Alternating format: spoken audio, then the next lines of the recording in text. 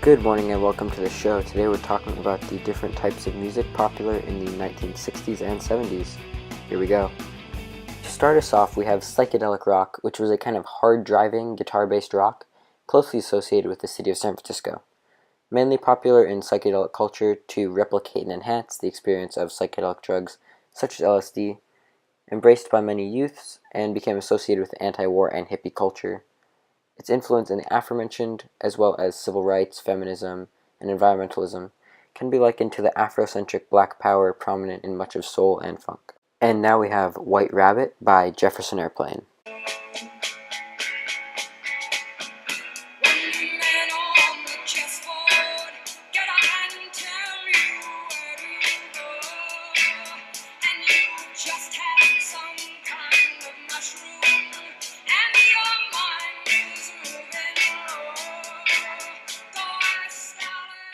And that was White Rabbit by Jefferson Airplane.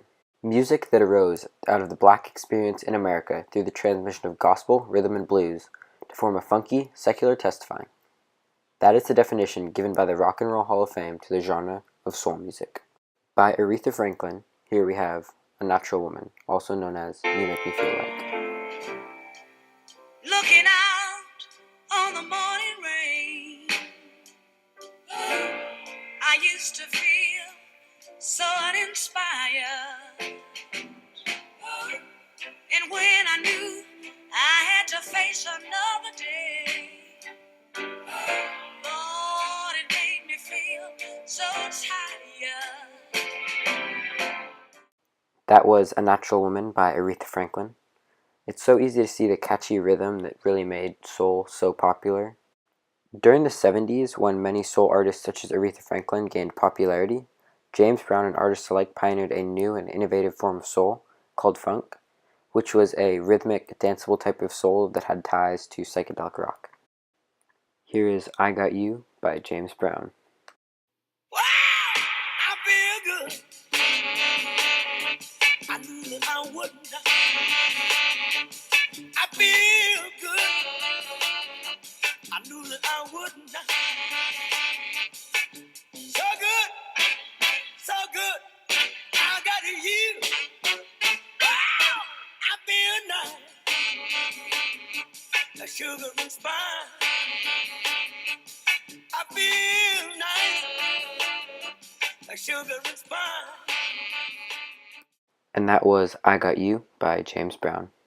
Now moving on to the 1970s, we have punk rock, which can be seen as a reaction to the arena-style mainstream rock in the mid-70s. They had hard-edged lyrics that were often political and played with stripped-down or basic instruments. Many of these bands were produced through their own independent labels, further focusing on punk's DIY and anti-establishment ethic. Here's Rise Above by Black Flag.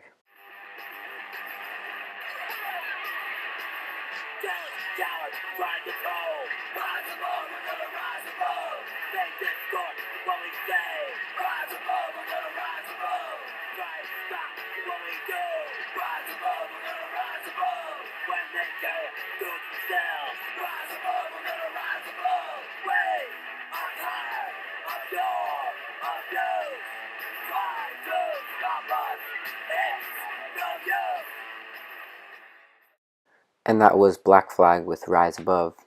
By the end of the 1970s, punk had gotten more aggressive, and styles of punk like hardcore and street punk had taken over the genre. Now in stark contrast to punk rock, we have salsa music, which is based on the foundation of son montuna, a subgenre of son cubano, and arguably one of the most important genres of music in Cuban popular music. It began to gain prominence in the 1960s and 70s, but is shown to have been around since the early 19th century. And now we have Joe Arroyo with La Rebelion.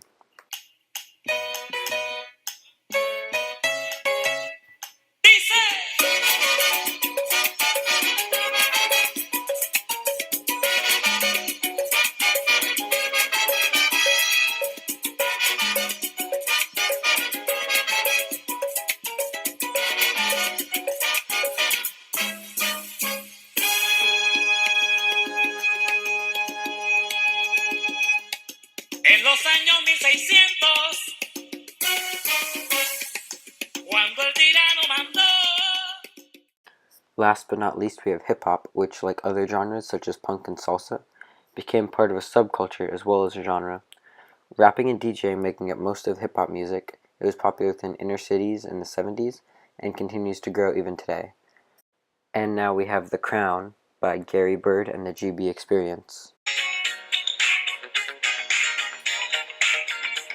People of the world, wherever you be, welcome to Cosmic University, where life is the journey and love is the trip, and the study of time will make you hear. I'm professor of the rap, and when I speak, I guarantee that the lines will not be weak. They say a mind is a terrible thing to waste. That's why I'm here and on the case, wrapping up every line with a special degree in socio-psychology, BE. The Gary Byrd Experience is my course. When you take my class, you will feel the force.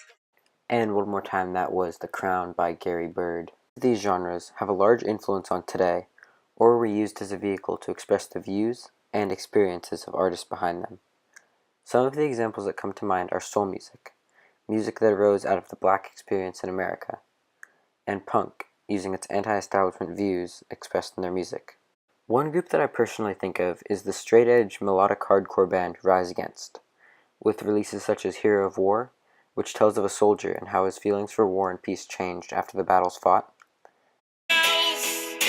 Jumped through the smoke and into the sand that the blood now had soaked.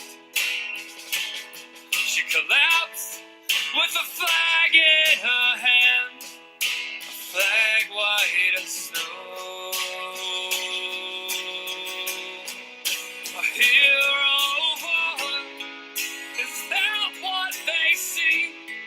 Just medals and scars, so damn proud of me.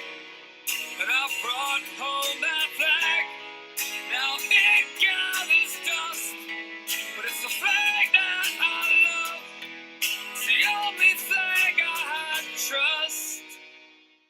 In this song, when he says the only flag he trusts is the white flag the girl was holding, is his way of rejecting the war and striving for peace. Make It Stop, also known as September's Children, is for those who have committed suicide over being ridiculed for being homosexual. Throughout the song, it asks, who will stop the blood? And what God could damn a heart? Which makes people challenge their beliefs and realize that they should be trying to stop it, instead of just ignoring those who have started it.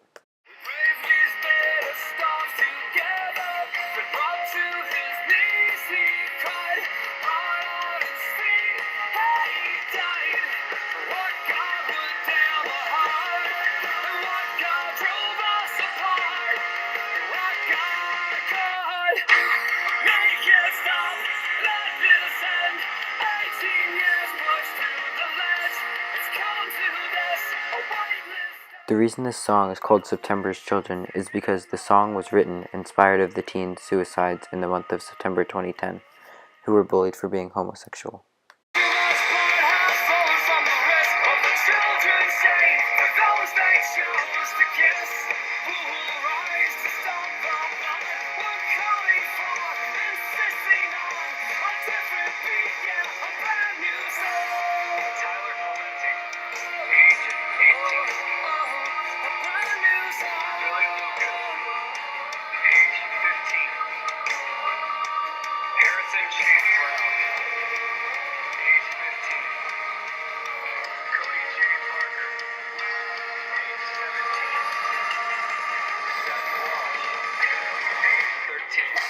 The bridge which you just heard talks about the 5 teenagers who took their own life as a result of being bullied. All these incidents happened in the second half of September 2010. These 5 teenagers were all being bullied, and in the cases, it had something to do with their sexual orientation. The final song I'm going to be playing is Who We Are by Descendents, the profits of which went to the ACLU, Planned Parenthood, and the Southern Poverty Law Center. Because this song was released only a few weeks ago on April 25th, you can probably pick up some cues and ideas of what's happening in the current political and social setting through this song. And here it is.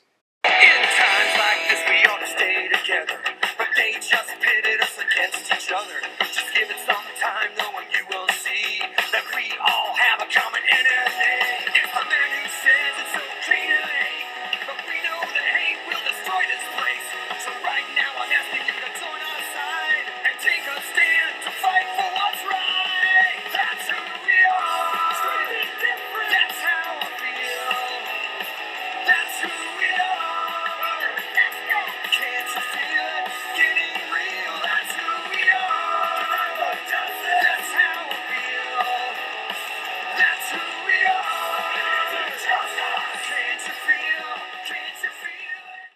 So the point of this song is trying to unite the people, saying, we need to fight for justice. Believing in democracy and keeping our hope is what Milo Aukerman, a former research biochemist and lead singer of Descendents, talks about in the second part of this song, which I want to play right now. We've forgotten what we're all about, 'cause I still believe in our democracy and equal rights for every race and creed. So take it outside, shout it loud as you can. We won't let sexism or bigotry stand. That's who we are.